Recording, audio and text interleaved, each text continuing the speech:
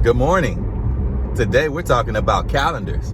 First things first, what's a calendar? Calendars are tables that systematically divide duration into years, months, and days.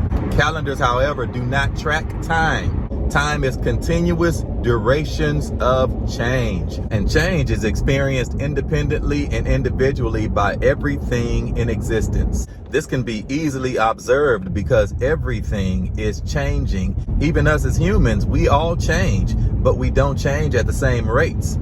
Even if we were conceived at the exact very moment according to our temporal time system, we still won't know in what moment we were conceived in absolute duration. Because remember, we're not tracking that. We're tracking the pulses, oscillations, and cyclical systems of certain elements. So in other words, we're using click tracks, metronomes, beats, rhythm to keep track of our time.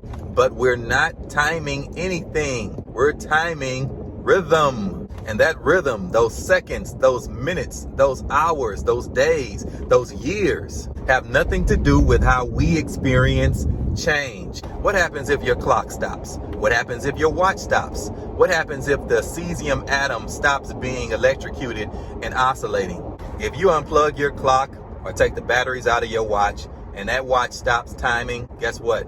Nothing happens. You simply lose track of time because our temporal time system is not related to anything real. No matter where you go, no matter how fast or slow you get there, it still does not prevent you from being impacted by change. Contrary to Einstein's science fiction belief that how fast you go impacts your rate of change, he was using clocks. And remember, clocks aren't tracking anything real. They're tracking pulses, rhythms, and oscillations.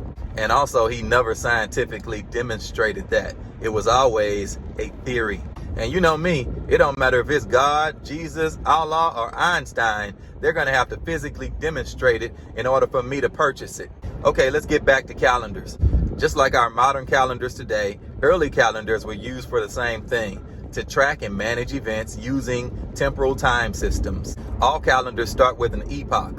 An epoch is an event that's used to mark day one, year one at the start of a calendar year. But that epoch date falls into the current existing duration of temporal time. Yes, that means they're retro-dating events just by the stroke of a pen. Early events were not documented as they happened. They were just retro-dated according to the existing calendar system. In the unknown grand scheme of duration and change, we don't know when most of this stuff happened or if it even happened.